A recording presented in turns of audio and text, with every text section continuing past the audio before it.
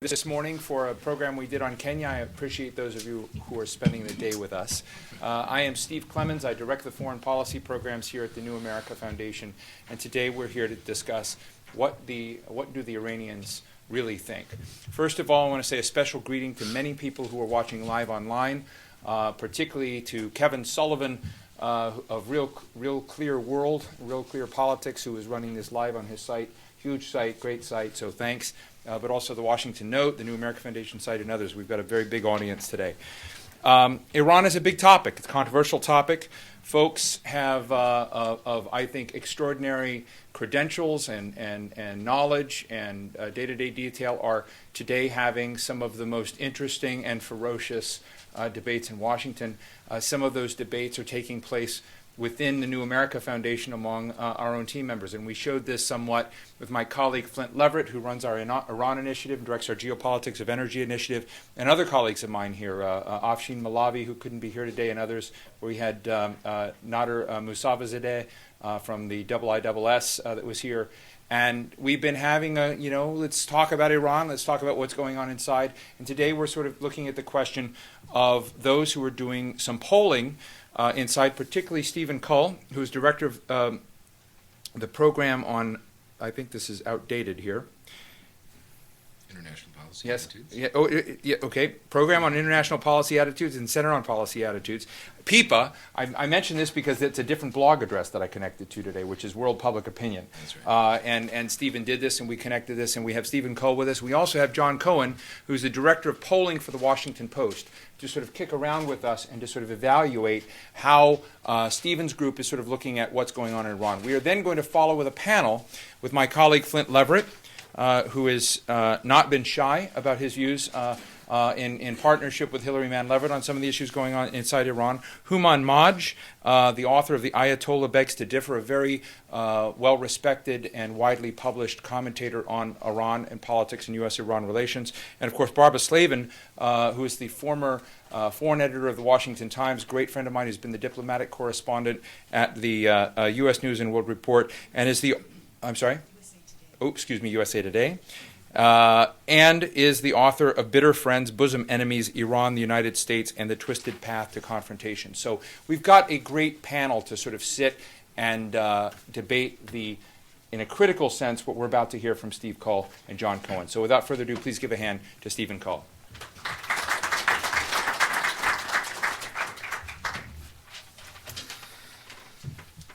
Thank you all for coming. Steve, thanks for having us.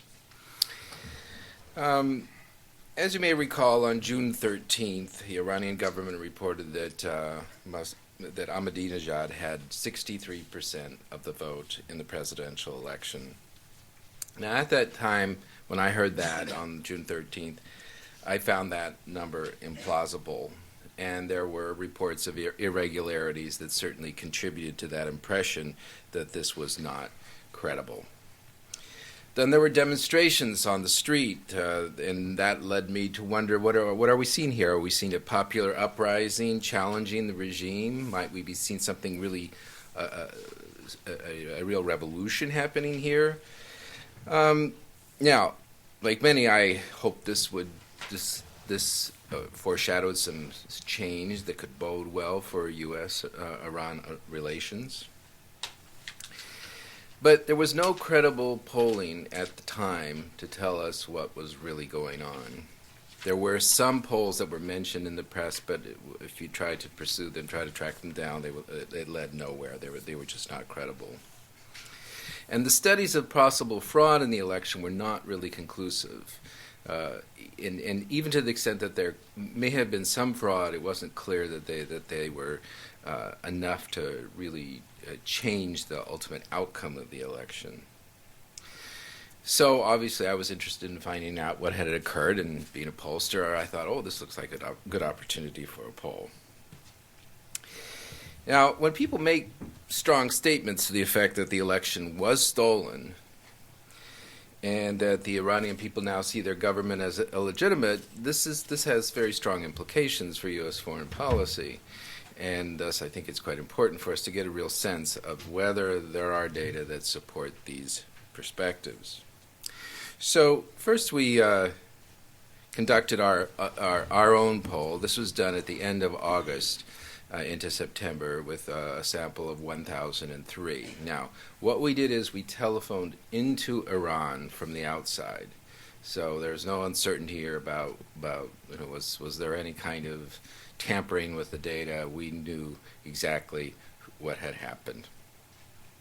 There is a high level of telephone penetration in Iran that makes this feasible. Now, we also then, more recently, got access to a series of 10 tracking polls, again, done by telephone, that were conducted by the University of Tehran. And then with 8 waves leading up to the election and 2 after the election. The sample sizes varied from 450 to 3,657. These data are publicly available now, and one can even get to the data sets themselves. They're online. If you'd like the address, just let us know. We also got access to another telephone survey that was conducted by GlobeScan, June 19th to 24th, shortly after the election, and this was done also with a sample size of about 1,000. Plus some oversamples in Tehran and some other cities. So we wanted to basically assess 3 hypotheses that were being formulated in regard to what was going on with the Iranian public. One is that Ahmadinejad did not win the June 12th election.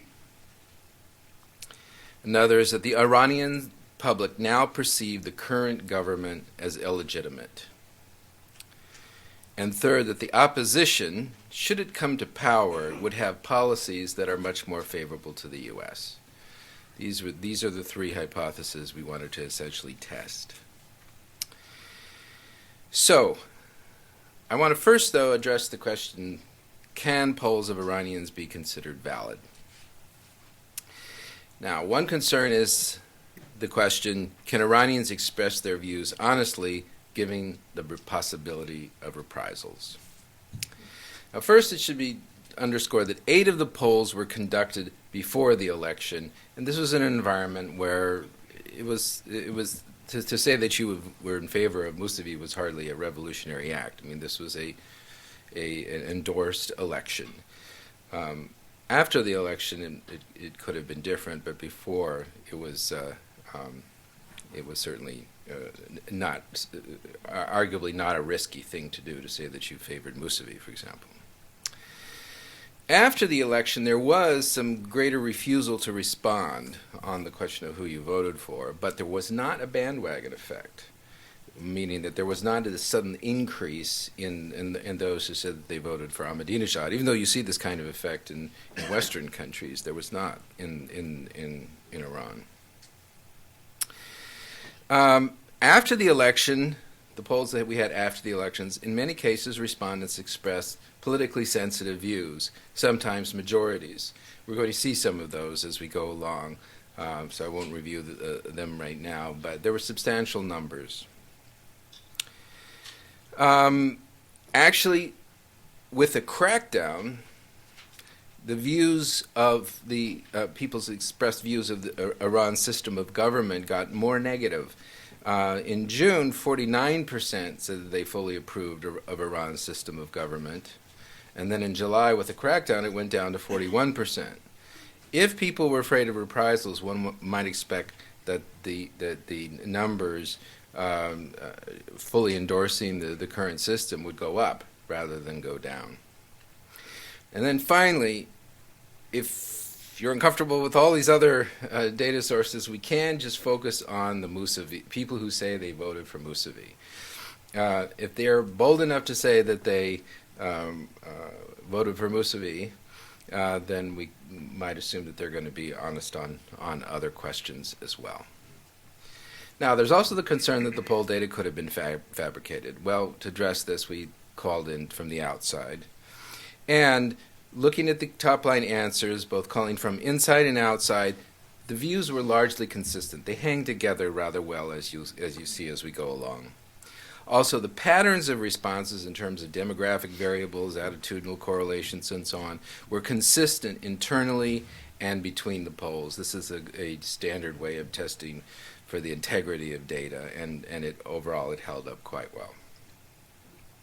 So, the first hypothesis, that Ahmadinejad did not win the June 12th Iranian election. Now, I want to say right up front, we cannot, through this, determine if fraud occurred.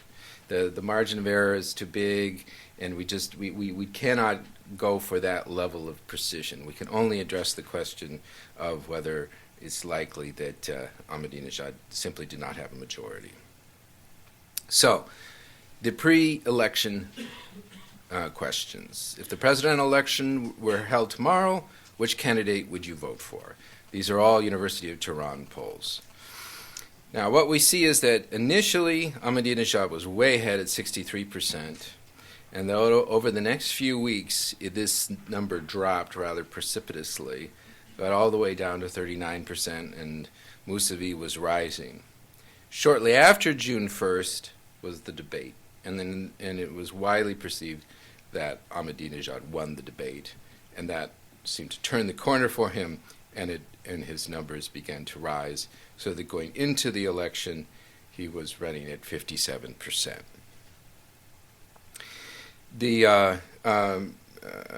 Mousavi also had a little last-minute surge, but never got above 30%, saying that they would vote for him. The others just scraped along the bottom. Now, there were also questions that asked them to assess the candidates and comparing the different candidates. And on the question of who has a better understanding of people's problems, Ahmadinejad led by 20 to 50 points. He always outpaced Mousavi. Who was more honest? Ahmadinejad led by 31 points. More unwavering, Ahmadinejad by 19 to 47 points. The range is that because this happened in multiple polls, so that's the high and low. More unpretentious and down-to-earth, Ahmadinejad by 55. Will be better able to deal with the country's economic problems, Ahmadinejad by 14. Will be better able to make Iran outstanding in the world, Ahmadinejad by 32. Mostly geared, their campaign was mostly geared toward introducing his own programs rather than attacking the other candidates. Ahmadinejad won there by 14 points. And the campaign has been, quote, more effective. Ahmadinejad, again, by 13 points. Now, then we look at what did people say after the election. Who did you vote for? And these are among those who said they voted. As the previous ones were among those who said they would vote, by the way.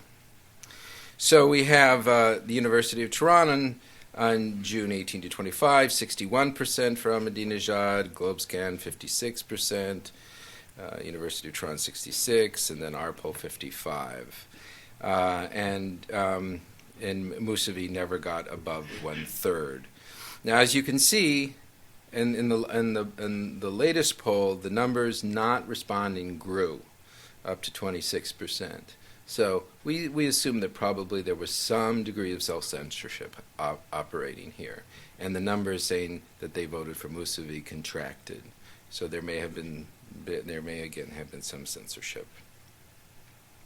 But overall, the numbers were saying they voted for Ahmadinejad were quite consistent from all these different sources. Now, one of the questions you're asking is, well, do they ever say anything that's politically sensitive? And here's a really good example, and also an important way we can see how they view the president. And this is a question that was asked about a number of institutions, and the term, and do you have a lot of confidence, some confidence, so on, in the following institutions. And the president got the highest number, 64%.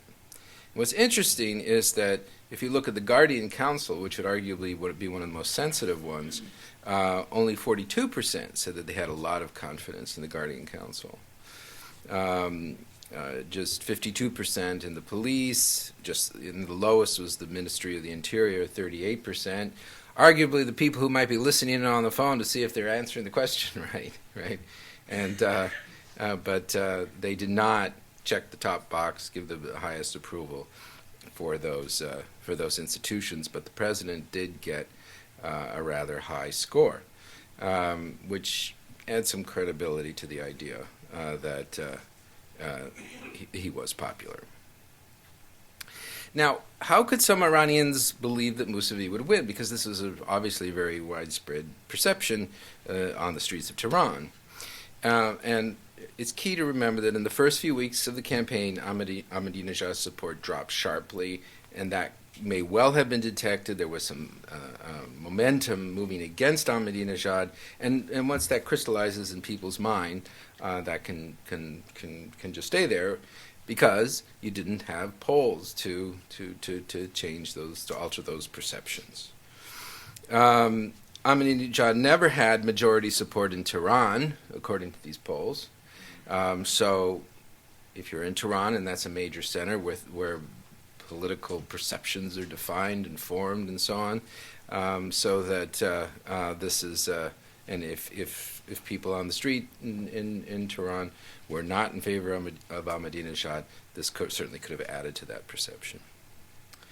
And then finally, as mentioned, there were no credible polls to alter these perceptions. All right, the second hypothesis, the Iranian people perceive their government as illegitimate. And this has basically two components to it. One is the legitimacy of the election, and the other is the legitimacy of the current system of government, the current regime. And obviously this is a key question, is if the Iranian people are perceiving their government as illegitimate, that has major implications for U.S. foreign policy. So, first, whether the election was free and fair. Well, just ask straight up whether they thought the election was free and fair. Overall, the numbers saying that it was, starting 1 week after the election, where the 3/4 said that they were, and it rose all the way to 83% in August. Looking again just at Mousavi supporters, shortly after the election, the Mousavi supporters thought that the elections were free and fair, 54%. That dropped down to 39% in July, when things were really getting tense and there was a lot of conflict on the street. And then it recovered back to 58% in late August. Do you agree or disagree with rerunning the elections with greater oversight? This was asked a week after the election, and overall 2/3 said that they did not think it was a good idea, but among Mousavi supporters, a modest majority said that they did think it was a good idea to rerun the elections. How much confidence do you have in the declared election results? Well, overall, more than 8 in 10 said that they had a lot of confidence or some confidence. Mousavi supporters, a modest majority, 54%. Now, whether Ahmadinejad is now the legitimate president. This was asked on 4 different occasions. And overall, 3/4 to 8 in 10 say that Ahmadinejad is the legitimate president. Now, what's key here is that I think this basically means they think that he won, and that they endorsed the system, and he won. Now, Mousavi supporters, it was only 48% say he's the legitimate president in the a week after the election. That went down further until the University of Tehran in mid-July found just 28% saying that, but then it recovered to 53% in late August. Now, the legitimacy of the regime. First, let's look at the satisfaction with the current system. How satisfied or dissatisfied are you with the current system of government in Iran? Well, first, looking at the overall numbers, those saying that they are very satisfied, okay, that's complete endorsement, and this is a week after the election, 49% said that they were very satisfied. In late August, when things were getting more tense, when there was more conflict, it went down to 41%. However, combining the very and the somewhat, you do get a very strong majority. The number saying that they are unsatisfied is very small. Looking at Mousavi supporters, you also do not have very many saying that they are unsatisfied. 18% in June, rising to 27% in late August. So the numbers saying that they're very satisfied are lower, but you still have a clear majority saying that they are at least somewhat satisfied with the current system. So they're not expressing a rejection of the system. How satisfied are you with the process by which the authorities are elected in this country? Overall, 8 in 10 say that they're at least somewhat satisfied, but only 40% very satisfied. Mousavi supporters, it's lower, but it's still a majority, 57%, saying that they're at least somewhat satisfied. You do not have a majority choosing to say that they're dissatisfied. How much of the time do you think you can trust the national government in Tehran to do what is right? Well, overall, 54% say most of the time. Another 31% say some of the time. These are better numbers than you get in the United States or in most Western countries on the same question. Mousavi supporters are somewhat lower, but you still have a majority saying at least some of the time. Now, the views of the Islamist nature of the government. We asked, which view is closer to yours? A council of religious scholars should have the power to overturn laws when it believes they are contrary to the Quran, or, if laws are passed by elected representatives, they should not be subject to a veto by senior religious scholars. And overall, and among Mousavi supporters, you have a majority, not a large majority, but a majority endorsing the idea that religious scholars should have the power to vet the laws. This is a essential character of the Islamist nature of the Iranian government. Do you think that the way the supreme leader is selected is or is not consistent with the principles of democracy? And a majority overall say it is, while Mousavi supporters are divided, with many not taking a position. This is key because the supreme leader is seen as the protector of the revolution. Do you think the Constitution of our country gives the supreme leader more power than is necessary amount, or less power than is necessary? And even among Mousavi supporters, only 39% say more power than is necessary. Okay, the third hypothesis, that the opposition, should it come to power, would have policies much more favorable to the U.S. First, let's look at their views of the U.S. government. Overall, 77% have an unfavorable view of the U.S. government, as do 61% of the Mousavi supporters. Again, we're looking at the Mousavi supporters as a kind of stand-in for the opposition. That is what we're using as our measure. But here you still have a majority saying they have an unfavorable view of the U.S. government. Not as unfavorable, but still unfavorable. Do you think it is a U.S. goal to weaken and divide Islam? Overall, 8 in 10 believe that. Among Mousavi supporters, 7 in 10. In the way the U.S. behaves toward our government, do you think the U.S. more often treats our government fairly or abuses its greater power to make our government do what the U.S. wants? And large majorities of Mousavi supporters, as well as overall, say it abuses its greater power. How much confidence do you have in Barack Obama? And overall, 71% express a lack of confidence, as do 55% of the Mousavi supporters. Now, there is among Mousavi supporters somewhat more readiness to cooperate with the U.S. Asked about having full unconditional negotiations between the governments of Iran and the U.S., Mousavi supporters, 3/4 endorse it, but then so do 60% of the general population. Pursuing direct talks with the U.S. to resolve the problems between the two countries, 7 in 10 Mousavi supporters support it, but also 58% overall. Do you favor or oppose Iran and the United States restoring diplomatic relations? 3/4 of Mousavi supporters support that, but then also 63% overall. What about Iran cooperating with the U.S. to combat the Taliban? Here you have a real difference. 62% of Mousavi supporters support that. The general public is divided. What about for Iran to politically cooperate with the U.S. to bring stability to Iraq and Afghanistan? Here you have a plurality of Mousavi supporters in favor and a slight plurality of the general public against. So there is some difference, not a big difference, but some difference in Mousavi supporters in terms of cooperation. But what about on Iran's nuclear program? Here we find a rather modest difference. How much do you agree disagree for Iran not to give up its nuclear activities regardless of the circumstances? It's the University of Tehran question.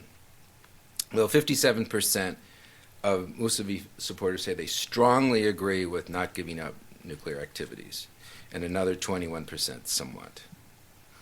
Lower than the general public, but still rather robust. Regarding Iran's nuclear program, please tell me which of the following courses of action you prefer for Iran. Well, here we find virtually no difference between the Mousavi supporters and the general public. Just under 4 in 10 want to build a bomb, but a majority want to only have nuclear power. A very small sliver wants to have no nuclear program at all. Would you favor or oppose an agreement whereby the current sanctions against Iran would be removed and Iran would continue its nuclear energy program except that it would agree to not enrich uranium?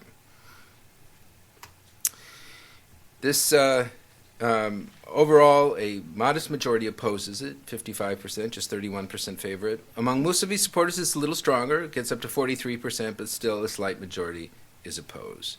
And this is basically the deal that's on the table now. And so you don't have Mousavi supporters by large margins, but for sure, saying, take the deal.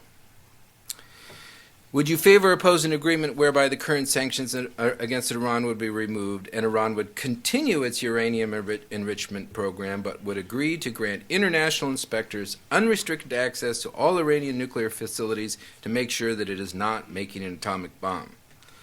And on this one, you get rather large majorities in both groups, 3/4 of Mousavi supporters, 2/3 of the general public endorsing this particular approach.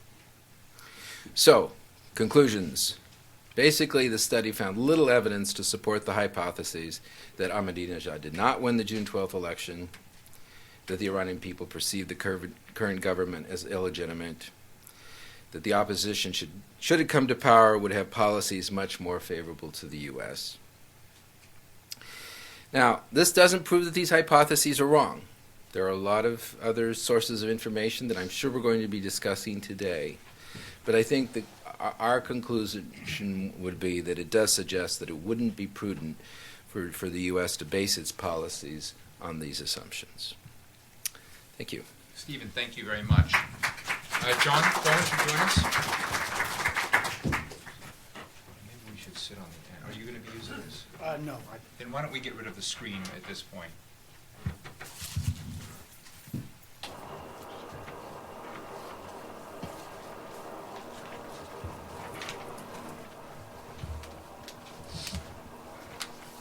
Thank you very much, and thank you for having me, Steve, and thank you, Steve, as well, for assembling this great report. First, just starting off with a basic fundamental premise that I think we all share, at least here, that it matters what the people think, and it's an important endeavor when looking at public opinion and certainly at election results to actually go out there and ask people where they stand and why they voted the way they did. And that's equally important when we're trying here to understand the results of the Massachusetts special election, which was so widely misinterpreted in this country to something that we're talking about here today. So I applaud the effort and very much appreciate it. We didn't talk a lot about why I was asked to be here today and to briefly discuss the report, but I did do some of the coverage for the Washington Post on the election controversy from the data perspective. As Steve Clemens mentioned, I'm the director of polling at the Washington Post, and spent a lot of time looking at those election results and following the various interpretations of those controversies. I've also done some polling in the region. When I was working for ABC News, we did polling in Iraq and Afghanistan, and that's an ongoing series that you may be familiar with. We also took the time to spec out doing a poll in Iran, a phone poll.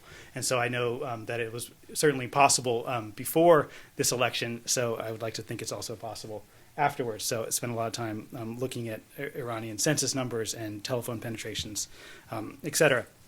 I would first like to say, though, that in the report, I just want to clarify something. At the story I wrote in the Washington Post covering the Iranian election results, we concluded that there are many signs of manipulation and outright fraud in Iran's disputed election results, but the case for a rigged outcome is far from ironclad. That's a part of a sentence that was pulled together from here. And it's reframed in this report as saying, if fraud did occur, it is not clear that the outcome would have been fundamentally different. I just wanted to point out from the outset that inconclusiveness of fraud does not mean it didn't happen. It just means we will never know. And so, kind of the lack of conclusiveness isn't, proving the negative. I will also say that, there's nothing conclusive by Steve's own admission in these new data, although, kind of adding these new important data to the process is a huge achievement. Although there's nothing conclusive, I think there are big, interesting findings that we should consider seriously. Certainly the data from the pre-election data from the University of Tehran point to Ahmadinejad as the likely winner of this election, and that Mousavi voters, by and large, are not that different, with both sides across these polls saying similar things about the legitimacy of the government and many of its policies, toward the United States. Steve talked a lot about kind of the across polls and how the similar results, and ultimately that shows that you can in fact collect reliable data about Iranian public opinion with kind of all of these consistency across time. I will, however, say that kind of reliability and validity, sorry to take all you back to 6 courses, are not the same thing, and I think there are real questions about the validity of these data, some of which Steve answered, some of which I think can be answered in other tests, but I think remains a fundamental question. First, the notion that just because only 42% have a lot of confidence in some branch of government, I think in and of itself is not evidence that people are free to speak their minds. Just because we're not 100% across the board does not mean that everything is okay. Number two, there is extremely high what we call item non-response, a lot of don't know and refusals on some extraordinarily important questions. You'll remember, some of you may remember, there was a pre-election poll in Iran sponsored by Terror Free Tomorrow that was got a lot of press. On that vote question, more than half of respondents said they didn't know or refused to answer that basic question on which all the subsequent analysis was based, and became controversial. These surveys are not plagued with similarly high numbers, although in the PIPA data set, which they were nice enough to share with me, I did notice that 27% refused or said they didn't know how they had voted in the election the prior month. And in terms of if the election were reheld today, that number was 26%. So these are really high numbers. These are numbers we wouldn't consider when looking at American public opinion data that we kind of got to the bottom of what was happening with really high item non-response. Just a side point on that, if you looked at kind of the people who said they voted for Mousavi in the election the month prior and would again, that made up about 7% of the sample. 17% of the sample said don't know or refuse on both questions. So we're talking about a kind of really a sizable potential problem. Not that it is. I did take the next step and kind of just look quickly through the data to see that to look at what that group of refusers looked like across all of these questions that Steve put up. And on many, they're in between the Mousavi voters and the people who said they voted for Ahmadinejad. So they're not all on one side or the other. In many cases, they were actually looked much more like Ahmadinejad voters than they looked like Mousavi. So kind of.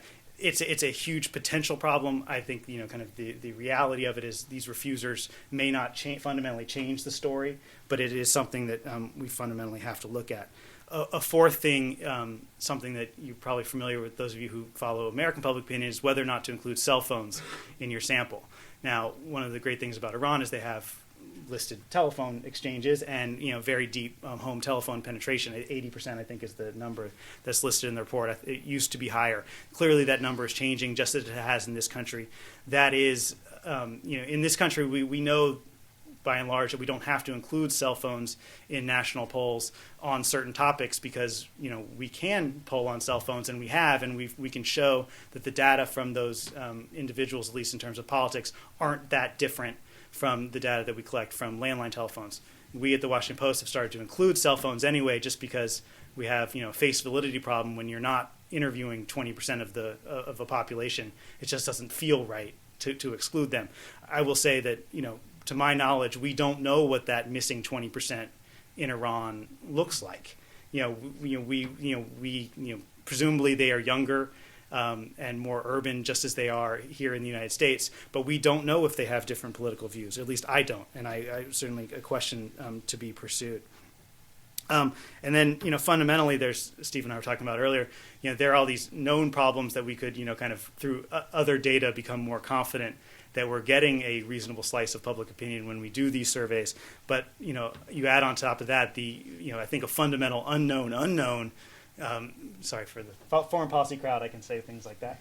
Of polling in the midst of a crackdown, and kind of what's happening there is unknown, and its impact on the kind of liberty that people take in answering their telephone and giving honest answers, I think is in grave doubt. Now, when you were doing face-to-face polls, you can kind of have the interviewer assess the situation. How many people were watching when this person did the interview? Were other people kind of in the room, and kind of what their general comfort level. Now, Pippa did take the trouble to ask those questions at the end. The interviewer was asked to assess the respondents' comfort level in answering the questions, and by and large, I think it was more than 70% were completely at ease with the full questionnaire. So again, within the data, there's evidence that people kind of, at least from that perspective, were kind of giving their honest assessments. I think it's a huge contribution to kind of understand what we can about Iranian public opinion. I would just hope that kind of in the future we can know even more about these kind of these things that we know we don't know but could potentially test in terms of cell phones, in terms of kind of even just doing greater sample sizes. When you have 7% of the population, voting population, saying they voted for Mousavi and would again, in a sample of this size, we're talking about fewer than 100 people. Kind of in making sweeping conclusions, kind of going forward, we'd like to kind of have more. All of this said, I mean, I think that kind of the hypotheses that Steve laid out, kind of are he's absolutely right. We don't have conclusive answers to these questions, and I think these data point clearly to that, just as the inconclusive research on the actual data and the vote returns that were reported showed the same thing. So there are a lot of unknowns out there, and I thank you for the effort to kind of clear some of those up. Great, John. Thank you. Why don't we take a few minutes for questions with this, and then we'll bring the panel up afterward. But John and Stephen, thank you very much. John, let me ask you one question. This is such a huge question, and the debate's so large, and we all have various ways of synthesizing what we think personally is reality, which is why data sets are so important when they're arguing. And my own personal contacts and relationships and people that I deal with during this process tell a different story than what I'm seeing here. But I understand where you're coming. Why hasn't the Washington Post, for instance, done what Stephen and others tried? Why hasn't the Washington Post taken the framework that you've tried to approach, work through another Arab country, design the sort of the poll that would meet your standard? And is that something you might do? We've been busy. Okay. I mean, I think absolutely we might do it, and we've talked to Steve in the past about potentially doing work together. I think it takes an enormous amount of effort and determination to kind of go through the kind of selecting the appropriate methodology in a place, kind of designing the right questionnaire. There's a lot that goes into the survey process, and Steve's organization is dedicated to doing that internationally. We, for the most part, are dedicated to doing it here locally. We had a DC poll this weekend, and nationally, but kind of haven't had committed those same resources doing internationally. But we're certainly open to it. We should call Don Graham, because it is one of the most important sort of attitude surveys that one could do, given one the debates at here and Iran's own assessment that it was the only democracy in the Middle East. You know, George Soros considers it a fake democracy. I generally do too, but we can get to that in the next discussion. But you know, it would be very, very. I certainly agree. I mean, the work that ABC News has continued to do in Iraq and Afghanistan, I think, has been invaluable to understanding, you know, what's actually happening on the ground there. And those are two countries where the United States government is spending an awful lot of money, you know, studying public opinion.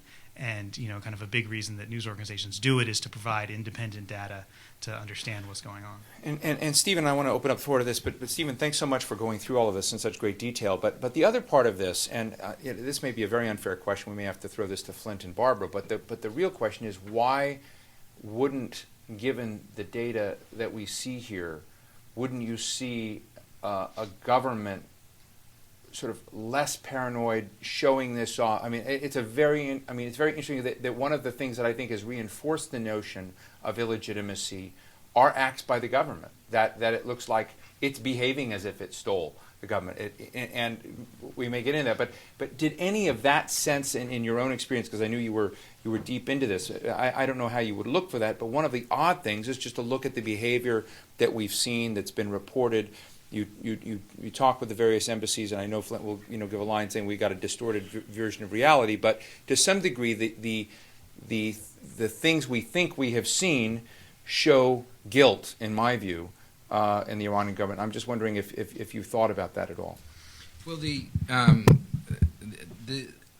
data are available within Iran now. They weren't available as it was going along. That wasn't how the research project was conceived. It's sort of like a national election study in their mind, and they were just these scholars, and they were going to put it together in the end. It only became, to their surprise, politically relevant. The University of Tehran is in the process, actually, of establishing a public opinion research center to poll on a more regular basis. So I think in the future, we may see a more steady flow of polling data into the public domain. Interesting. Let me open the floor for a few questions before we move to our critique of these. Yes, Mike Olshausen, and then this person over here. I'm Mike Olshausen. I just have a technical question for Mr. Cole. What proportion of your respondents were in Tehran and Isfahan, and what proportion of the population is in those two cities? I can't answer the last one off. Maybe somebody on my staff knows that number more than I do. But with the GlobeScan data, they did oversample in Tehran so that we could do a real analysis of Tehran. But for the most part, for a general sample of the Iranian public, you do not have a large enough sample to do a real analysis of Tehran. It's too small. I don't know. I have the exact number. Maybe somebody might stand. I don't know if we could get the exact number on exactly how many people are in Tehran province, but a good estimate is somewhere in the neighborhood of about 20%. Okay. Right here.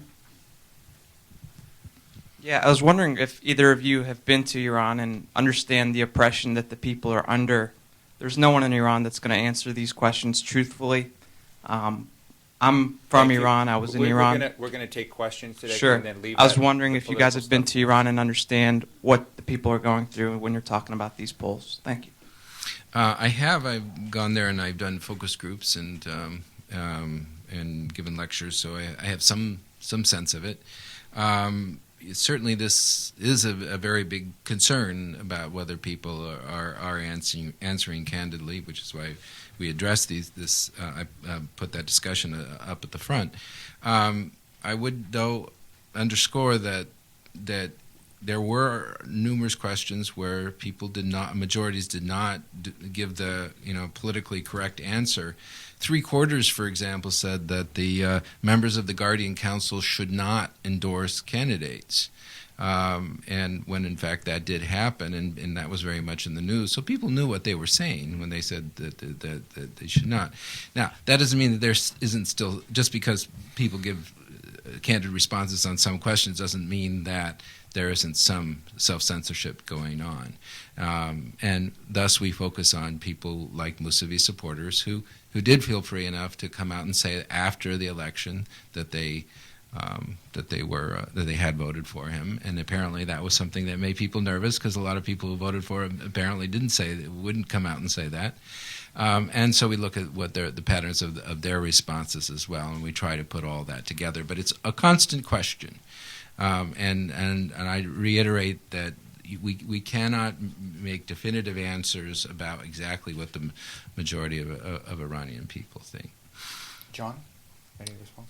I think it's the fundamental question, and I think we have to. There's a dark cloud over kind of both the election results, and on the public opinion data. I mean, I happen to think that some data are better than no data, but I certainly think that the question that you point out is a fundamental one, and we have to be extraordinarily skeptical about this. Other questions? Yes, right here. Is that Stuart? Yeah. Could you talk a bit about differences between age cohorts, and if any breakdowns were possible by age, and education as well, please?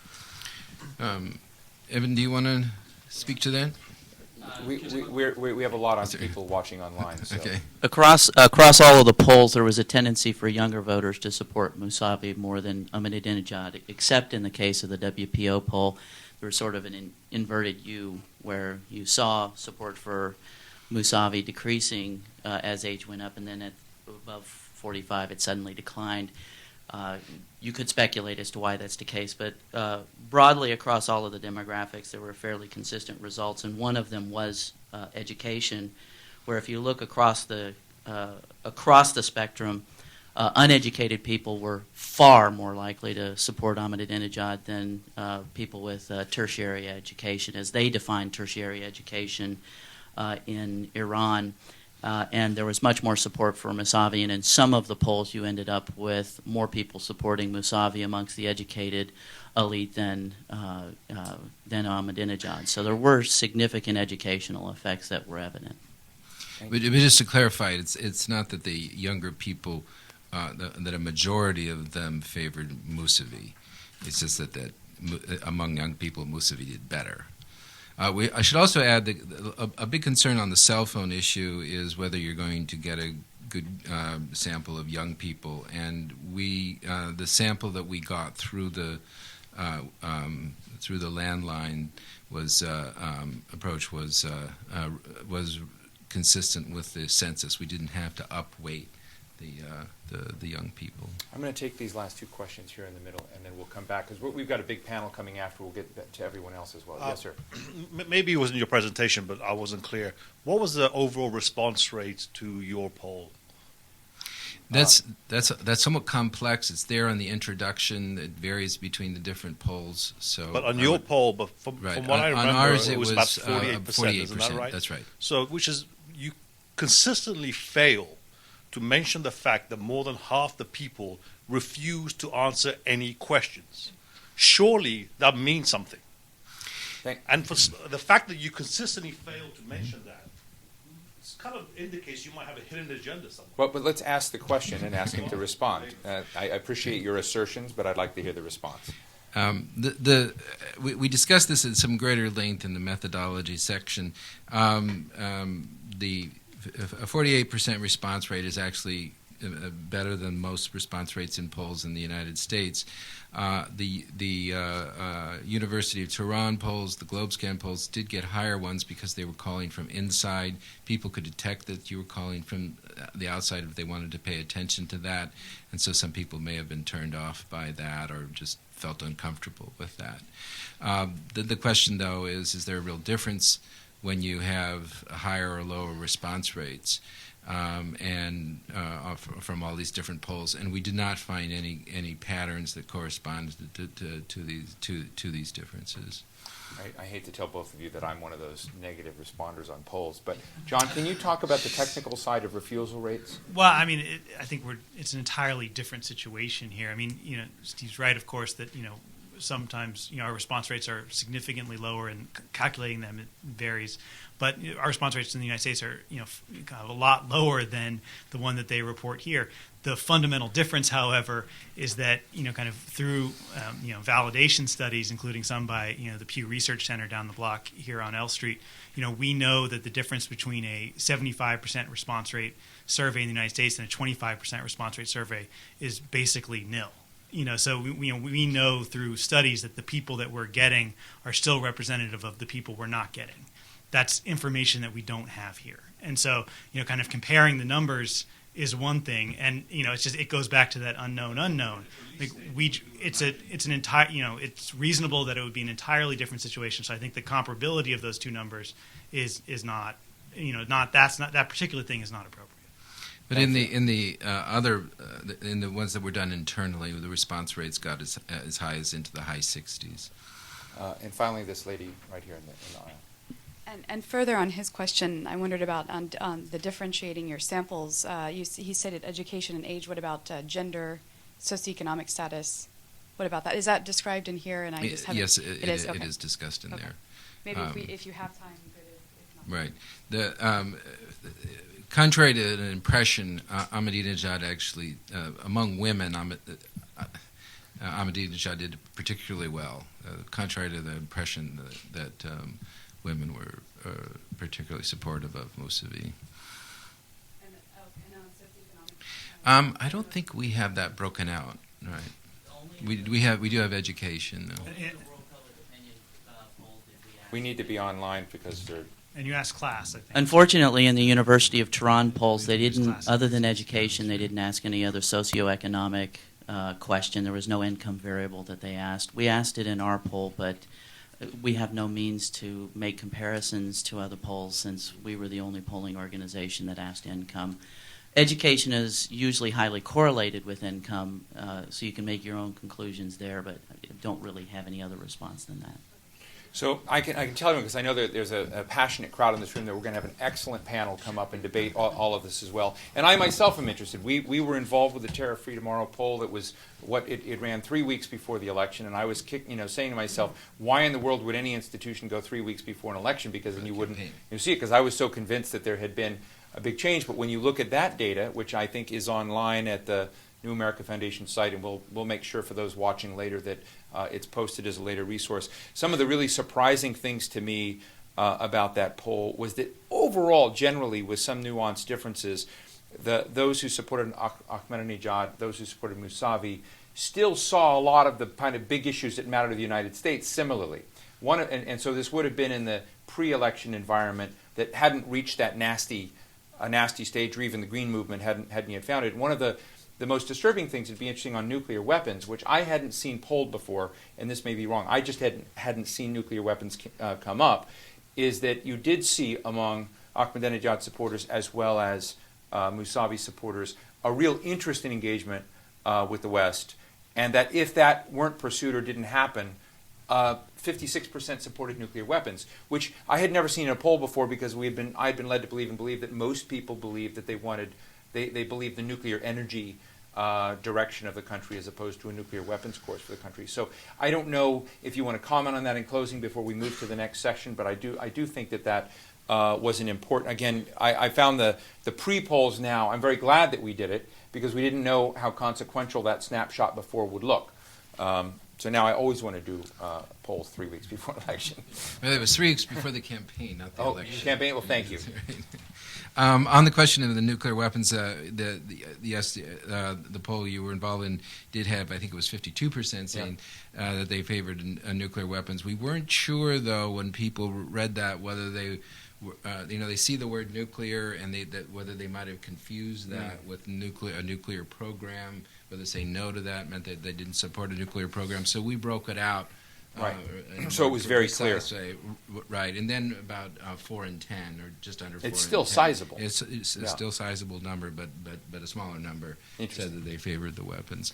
And on the question of engagement, yes, I mean, I thought one of the most interesting findings was that such a large number favored establishing diplomatic relations with the U.S.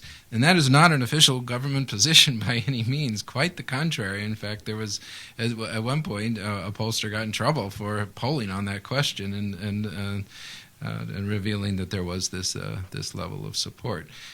So it's yes, there are some sentiments in the general public. That doesn't mean that they endorse all aspects of U.S. foreign policy, as we've seen, though.